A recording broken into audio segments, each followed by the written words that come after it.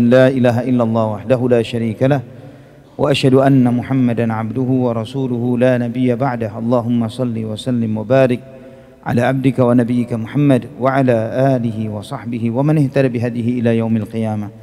قال الله جل وعلا يا أيها الذين آمنوا اتقوا الله حق تقاته ولا تموتن إلا وأنتم مسلمون. أما بعد.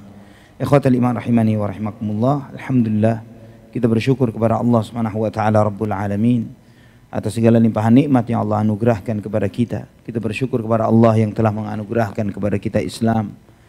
Nikmat yang dengannya Allah Subhanahu wa taala membukakan kepada kita semua kebaikan dunia dan semua kebaikan akhirat.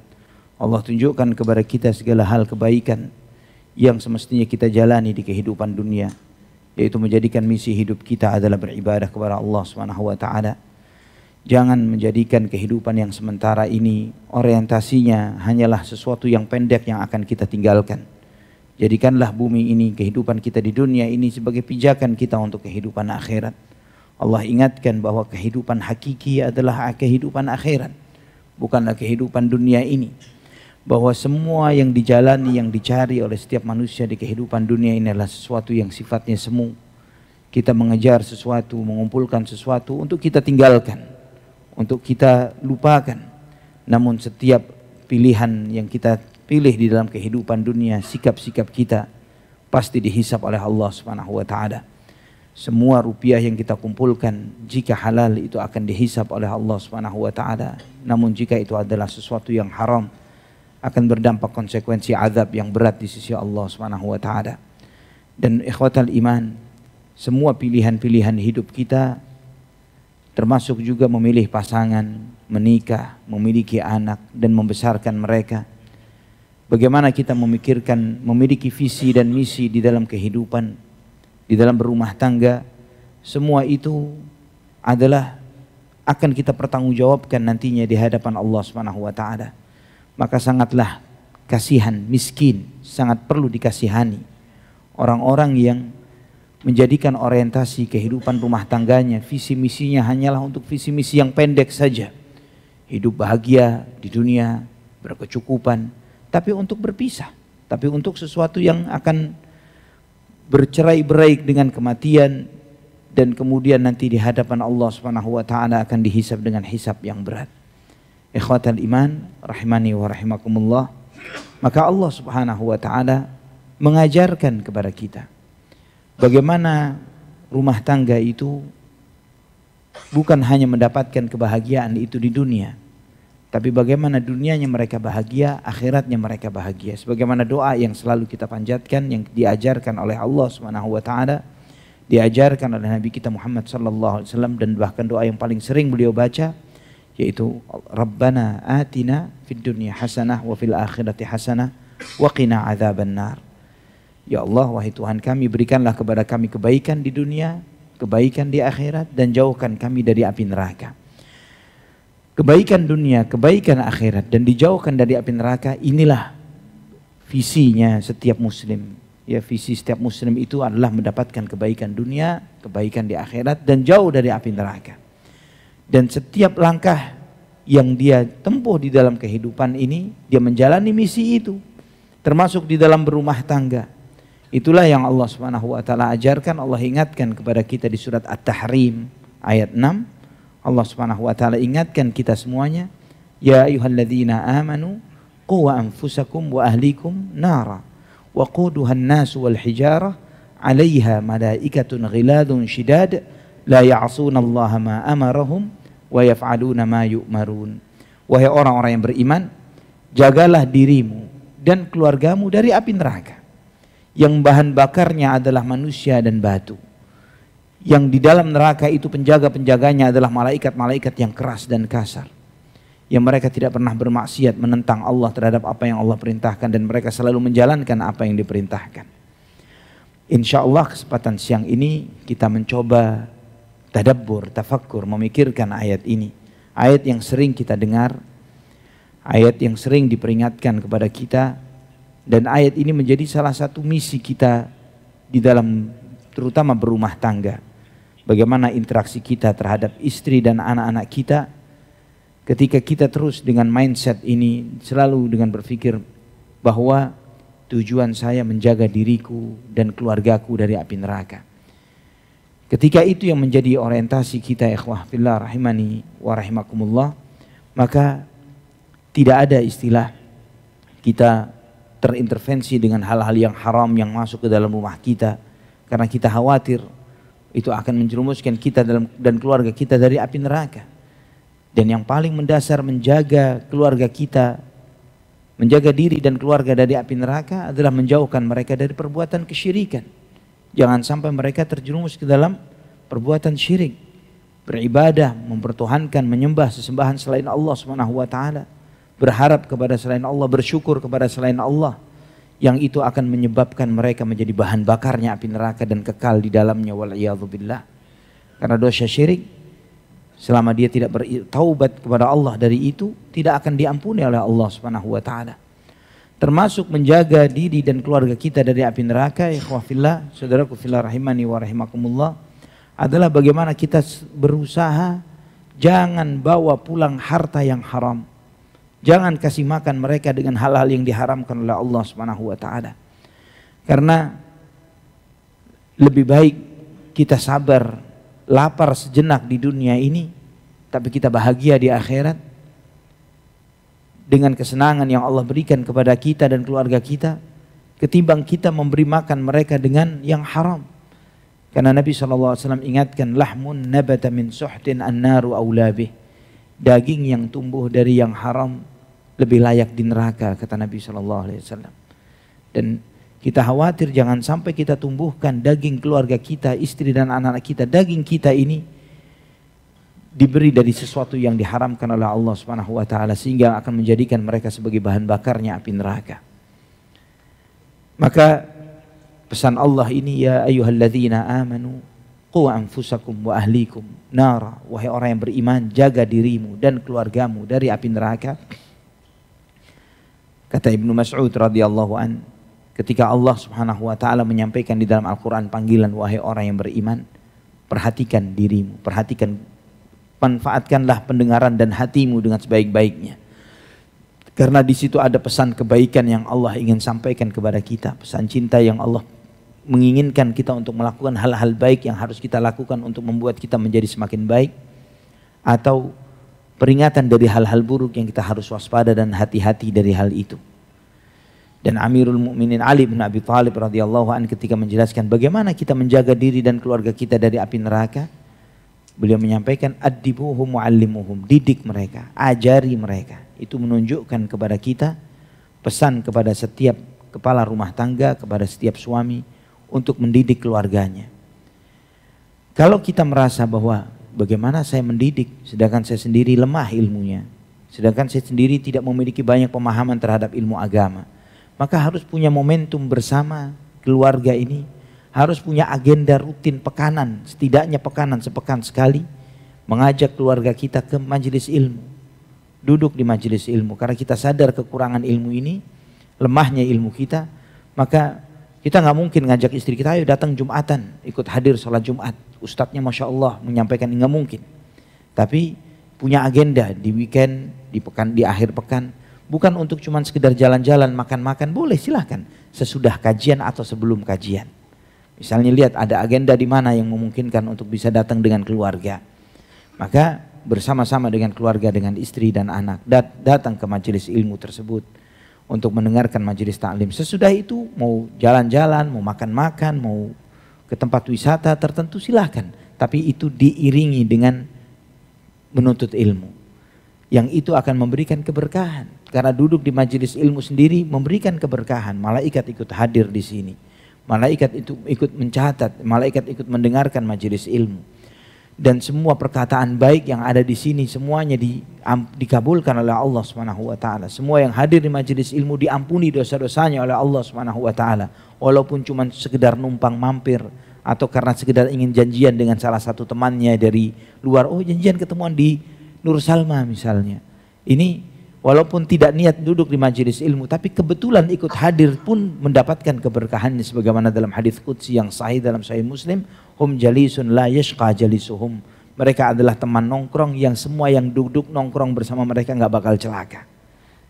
Maka sangat baiklah kalau kita termotivasi dan memotivasi keluarga kita untuk duduk bersama mereka, bersama istri dan anak-anak kita, untuk di majelis ilmu mendengarkan kalimat ayat-ayat Al-Quran disampaikan, hadis-hadis Nabi SAW diajarkan, membuat mereka tercerahkan akan ilmu agama. Dan ikhwatal iman rahimani wa rahimakumullah, Qatadah rahimahullah beliau menyampaikan ketika menjelaskan ayat ini, ta'muruhum bi ta'atillahi wa tanhahum an ma'siyatillah. Ajari mereka, perintah mereka untuk taat kepada Allah, larang mereka dari berbuat maksiat. Wa antaquma alaihim bi amrillah, dan aturlah rumah tanggamu itu dengan aturan Allah Subhanahu wa taala. Wa tusaiduhum alaih, bantu mereka untuk taat kepada Allah. Di sini ikhwatal iman, di sini mengajarkan kepada, kalau kita melihat bahwa misalnya sebagai orang tua, saya kayaknya nggak mampu untuk mendidik anak-anak saya baca Quran, untuk mendidik anak saya ini ngerti agama, panggil guru ngaji, ya panggil guru ngaji. Walaupun kita sanggup untuk membiayainya, atau hadirkan guru ngaji itu di kompleks misalnya, dengan di masjid atau di kompleks sekitar kita, datangkan, daftarkan anak-anak kita di sana. Biaya yang kita keluarkan itu tidak akan sia-sia.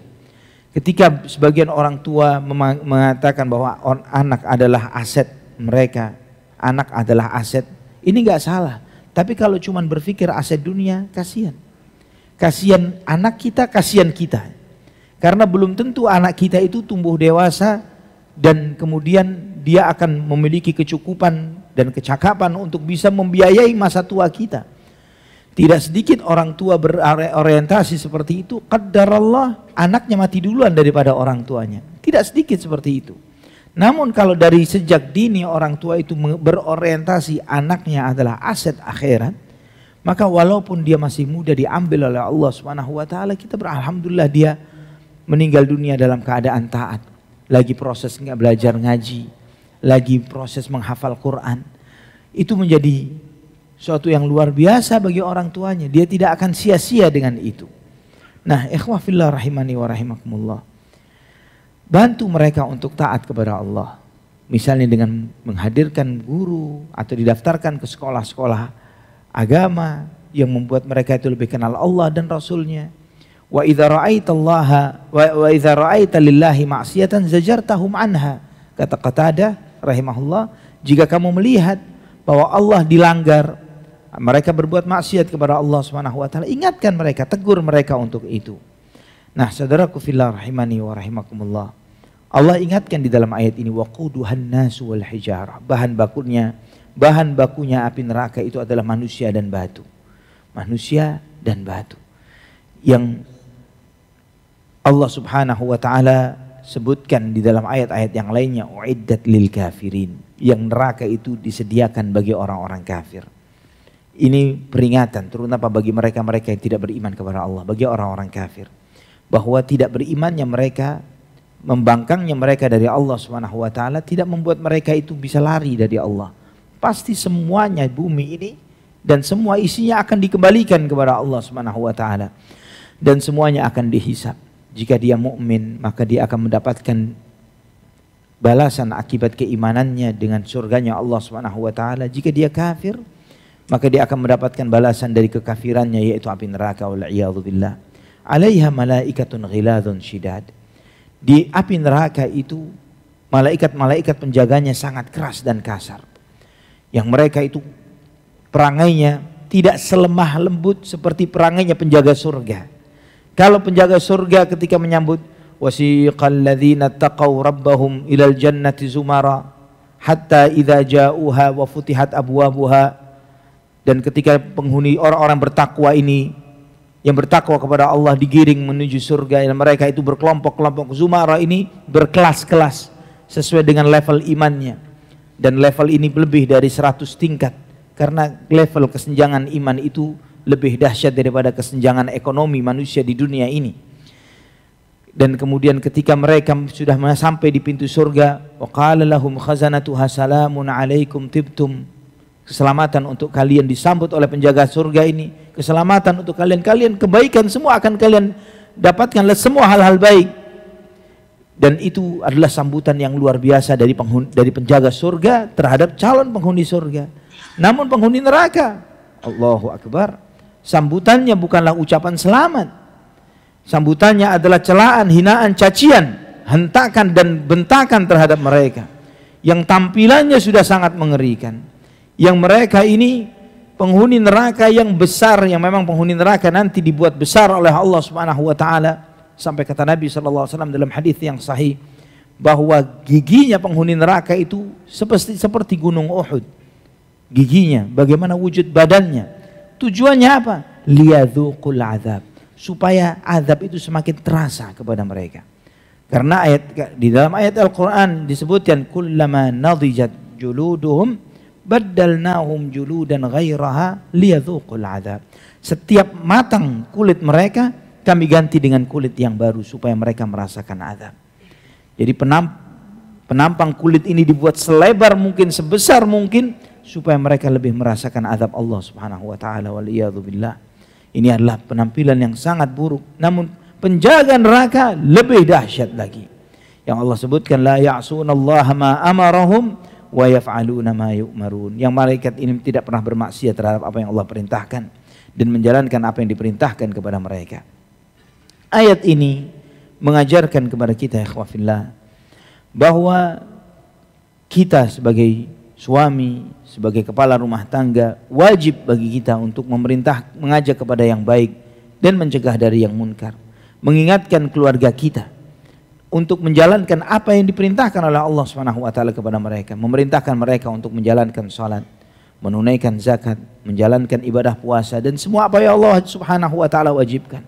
Mengingatkan mereka dari perangai-perangai yang buruk dan sebaliknya mengingatkan mereka untuk menjalankan perangai-perangai yang baik, akhlak-akhlak yang baik. Sebagaimana secara khusus Allah ingatkan kepada kita di surah Taha ayat 132. Wa'mur ahlaka bis salati wastabir 'alaiha. Perintahkanlah keluargamu untuk mengerjakan salat. Ini perintah Allah kepada kita para suami, para bapak. Perintahkan keluargamu untuk menjalankan salat. Wastabir 'alaiha. Sabarlah kamu di dalam menjalankan ini.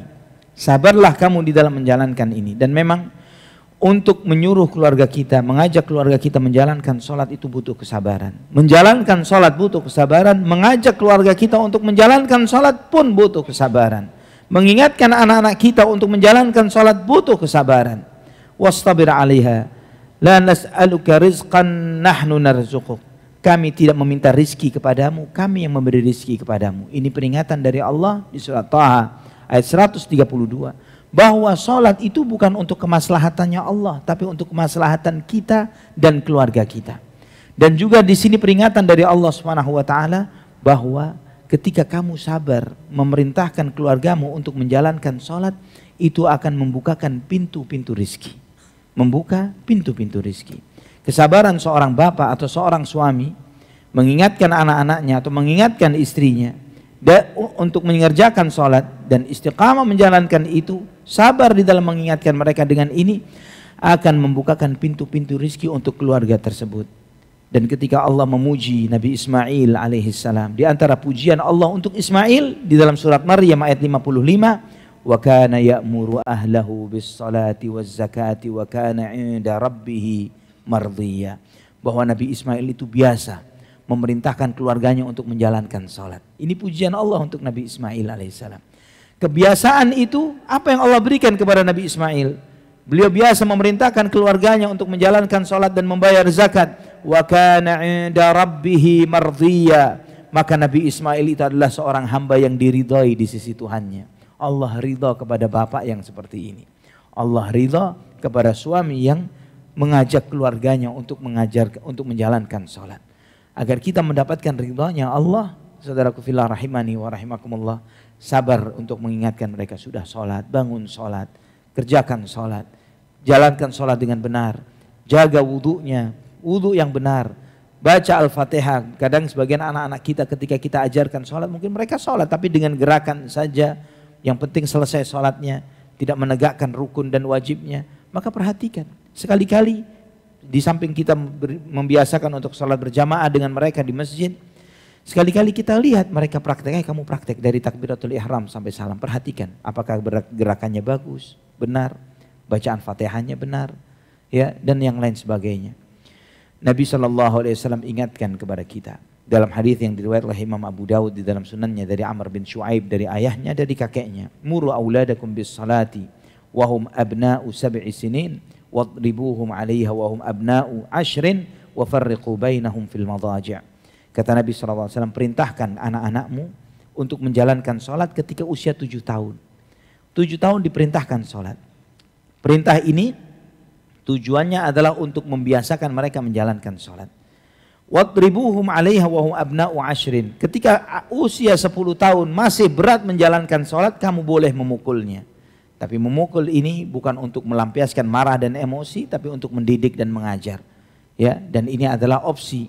Boleh dipakai, boleh tidak. Wadribuhum 'alaihi. Kamu boleh memukulnya ketika usia 10 tahun dia masih berat untuk menjalankannya. Itu hanyalah untuk mengingatkan mereka. Dan ini juga menunjukkan kepada kita ikhwatal iman rahimani wa rahimakumullah, tidak seperti asumsi sebagian para pendidik kontemporer atau modern yang mengatakan bahwa jangan berkata jangan untuk anak dan lain sebagainya. Ini bertentangan dengan Quran, bertentangan dengan sunnah Nabi SAW. Terkadang anak-anak sekarang ini karena nggak pernah dengar jangan, semuanya dianggap boleh oleh mereka. Ya, seakan-akan tidak ada larangan, ininya boleh, itu boleh, itu boleh, itu boleh.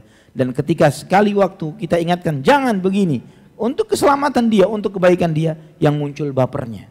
Ya, yang muncul bapernya yang luar biasa. Kemudian merasa orang tuanya marah, orang tuanya benci kepada dia, dan tidak sedikit kemudian melakukan tindakan-tindakan yang tidak benar.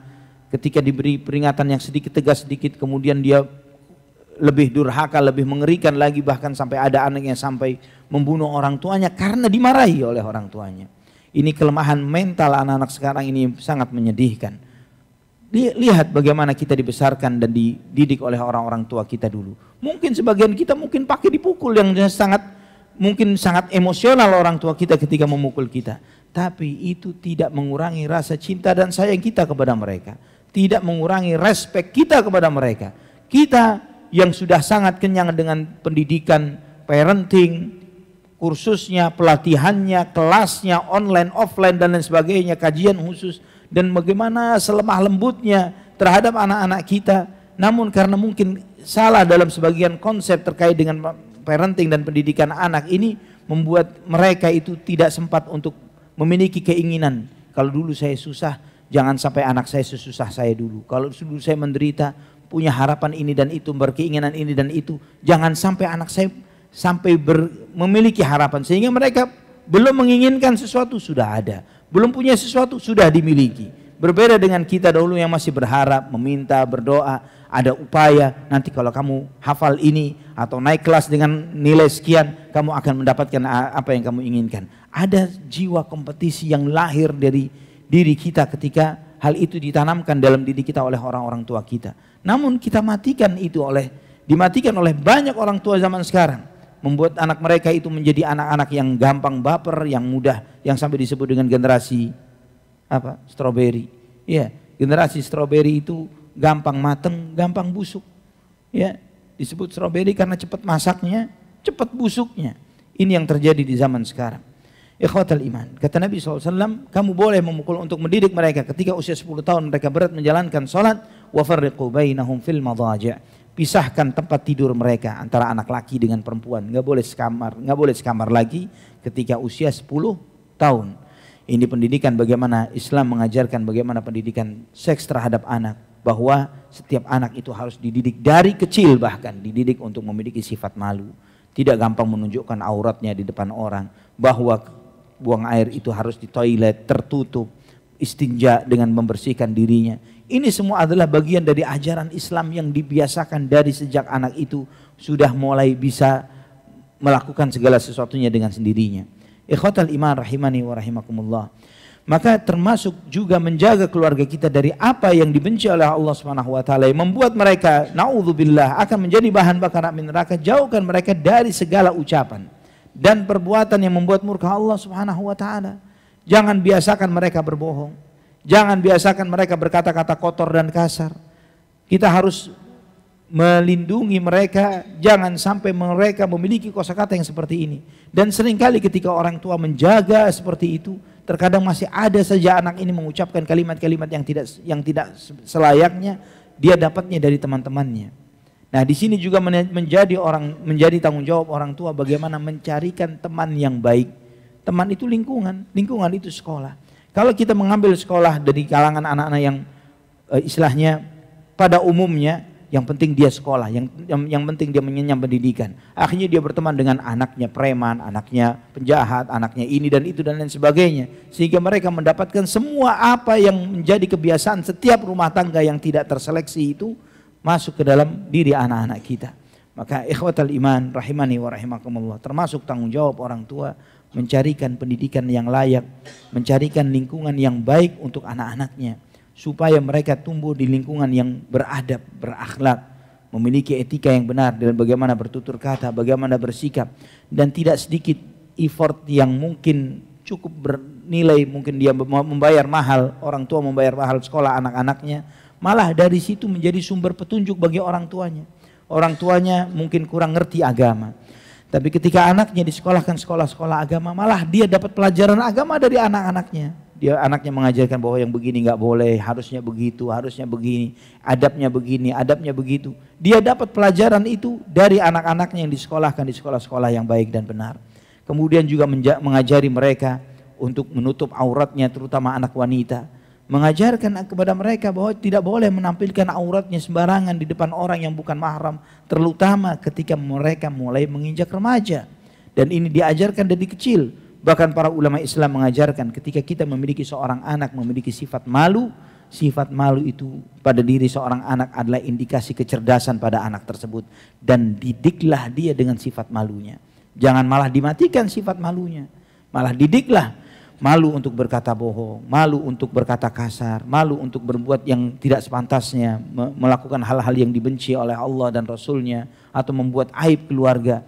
Didik mereka dengan sifat malunya, supaya mereka tumbuh menjadi anak yang terhormat.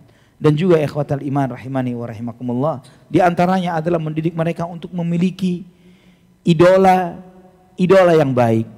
Bukan mengidolakan tokoh-tokoh kafir yang fasik, tapi bagaimana kita ajarkan kepada mereka untuk memiliki idola-idola yang benar, yaitu para sahabat. Jika kalangan laki-laki banyak tokoh-tokoh yang bukan tokoh fiksi, ya, seperti Abu Bakar, Umar, Uthman, Ali, Abdurrahman bin Auf, Khalid ibn Walid. Kita sangat banyak tokoh-tokoh yang satunya mereka jauh lebih baik dari semiliar orang-orang kafir atau lebih dari itu. Satunya Abu Bakar, Allahu Akbar, jangankan dengan orang kafir, Abu Bakar As-Siddiq dibandingkan dengan seluruh orang beriman dari setelah Nabi Muhammad dan Abu Bakar sampai orang mukmin terakhir di dunia ini, lebih berat imannya Abu Bakar. Bagaimana kemudian kita tidak kenal sosok beliau? Bagaimana kemudian anak-anak putra-putri kita tidak kenal dengan Aisyah Ummul Mukminin, tidak kenal dengan Khadijah Ummul Mukminin, tidak kenal dengan Rumaisah bintu Mulhan, tidak kenal dengan orang-orang hebat ini, namun kenalnya tokoh-tokoh fiksi buatan orang kafir, Superman, Batman, Spiderman, fiksi semuanya, khayalan semuanya. Atau kalau tokoh non fiksi yang mungkin diidolakan oleh anak-anak kita, pemain bola, ya, Ronaldo, Messi, ya, yang hidupnya main-main, yang itu jadi idolanya. Apa kerjaannya? Main-main di dunia. Allahu Akbar. Ini yang jadi idola sebagian anak-anak kita, waliyadzubillah. Nah, ikhwatal iman rahimani wa rahimakumullah.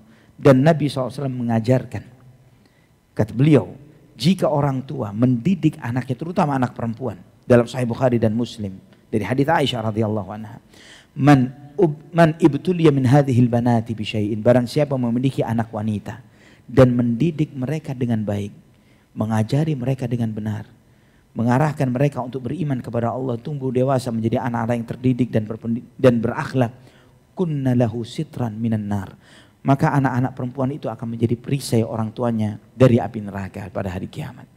Ini sangat bertolak belakang dengan orientasi orang-orang kafir terhadap Islam yang katanya mendiskreditkan wanita, merendahkan mereka. Kata Nabi SAW bahwa mendidik anak perempuan, mengajari mereka menjadi perisai orang tuanya dari api neraka. Maka di Al-Quran gak ada surat namanya surat Ar-Rijal, surat laki-laki, tapi ada surat An-Nisa, surat tentang perempuan. Terus kemudian orang kafir dengan bodohnya mereka, dengan hawa nafsunya, dengan itu mengatakan bahwa Islam merendahkan wanita, mendiskreditkan wanita. Di mana akal mereka? Ya kita tahu mereka nggak punya iman, tapi akal pun mereka nggak punya. Karena kalau mereka punya sedikit akal, mereka akan malu mengucapkan tuduhan yang seperti ini. Terlebih ketika mereka mendalami ajaran-ajaran Islam yang sangat memuliakan wanita. Ikhwatal iman, rahimani wa rahimakumullah. Kemudian kita teringat dengan ayat-ayat ini tentang besarnya azab Allah subhanahu wa ta'ala. Wa quduhan nas wal hijara. Allah ingatkan dalam banyak ayat Al-Quran tentang beratnya api neraka dan azab api neraka. Di antaranya Allah berfirman, kalla innaha lagha nazza'atan lisyawa tad'u man adbara wa tawalla wa jama'a fa'aw'a. Jangan demikian, bahwa luapan api neraka itu letupannya sangatlah dahsyat. Bahwa panasnya itu melelehkan kulit kepala, kata Allah Subhanahu wa taala. Tad'u man adbara wa tawalla. Bahkan mereka pun yang lari, melarikan diri dari neraka akan diseret balik oleh azab api neraka itu. Wa jama'a fa'aw'a. Dan kemudian api neraka itu akan mengumpulkan siapa yang telah ditetapkan masuk di dalamnya. Dan Allah menyebutkan, wa ma adraka ma saqar la tubqi wa la tadhar lawahatun lil bashar. Bahwa tahukah kamu apa itu neraka sakar, yang setiap apapun yang dilemparkan ke dalamnya tidak akan tersisa, akan meluap habis begitu saja. Lawahatun lil bashar, yang ini sangat melahap manusia yang dimasukkan ke dalamnya. Dan nanti neraka jahanam itu, ketika Allah bertanya, ketika banyak manusia yang dilemparkan ke dalamnya, Allah bertanya, halim tala'ti yauma naqulu li jahannam halim tala'ti wa taqulu hal min mazid. Ingatlah ketika kami bertanya kepada neraka jahanam, wahai jahanam, apa kamu sudah penuh? Jahanam menjawab, hal min mazid. Ya Allah, apakah ada tambahan lagi? Tempat saya masih banyak ya Allah. Ikhwatal iman, rahimani wa rahimakumullah. Nabi ingatkan dalam hadis Bukhari dan Muslim, narukum hadhihi allati yuqidu ibnu Adam juz'un min sab'ina juz'an min harri jahannam. Api kalian yang ada di bumi ini semuanya hanya 1/70 dari panasnya api neraka jahannam. Para sahabat bertanya, wallahi in kanat lakafiyatan ya Rasulullah. Sedangkan api bumi ini sudah cukup untuk menghabisi kita ya Rasulullah. Kata Nabi SAW, ifa innaha fuddilat alaiha bitis'ah wa sittina juz'an kulluha mithlu harriha. Namun panasnya api bumi ini akan dilipat gandakan, ditambah 69 kali lipat lagi, yang panasnya sama seperti yang pertama. Ikhwatal iman, rahimani wa rahimakumullah. Ini memberikan pelajaran kepada kita, mengajarkan kepada kita bahwa setiap sikap yang kita ambil di dunia, termasuk juga bagaimana kita menyikapi pasangan kita, anak-anak kita, bagaimana kita memiliki visi dan misi dalam keluarga kita, semuanya akan kita pertanggungjawabkan kelak di hadapan Allah. Jangan sampai salah menetapkan visi dan misi dalam rumah tangga kita. Sangat sayang kalau kita yang penting bahagia sementara di dunia. Bahagianya dunia ini nggak lebih dari 24 jam, dan itu pun diiringi dengan kelelahan, diiringi dengan perpisahan, diiringi dengan kesedihan, diiringi dengan sakit dan seterusnya, dan kematian akhirnya. Ya, belum lagi dengan biaya yang besar. Tapi ketika kita orientasinya akhirat, kita sangat termotivasi apapun dan berapapun yang harus kita keluarkan untuk menyenangkan mereka, untuk mendidik mereka, untuk membuat mereka lebih secure, terjaga dari azab Allah Subhanahu wa taala, membuat mereka lebih mulia di hadapan Allah Subhanahu wa taala, kemudian di hadapan manusia yang lainnya dengan tertutup auratnya, terjaga sikapnya, akhlak dan perangainya. Itu semua tidak akan ada nilainya dibandingkan dengan pahala besar yang Allah sediakan, dan kebaikan, kebahagiaan dunia dan kebahagiaan akhirat. Semoga Allah Subhanahu wa taala menjaga diri kita, keluarga kita dari api neraka, dan semoga Allah Subhanahu wa taala menjadikan keluarga-keluarga kita semuanya adalah keluarga-keluarga bahagia dunia dan bahagia akhirat, bersama semuanya di dunia dan bersama di surganya Allah Subhanahu wa taala. Amin ya rabbal alamin. Aqulu qouli hadza subhanakallahumma wa bihamdik asyhadu an la ilaha illa anta astaghfiruka wa atubu ilaik. Wassalamu alaikum warahmatullahi wabarakatuh.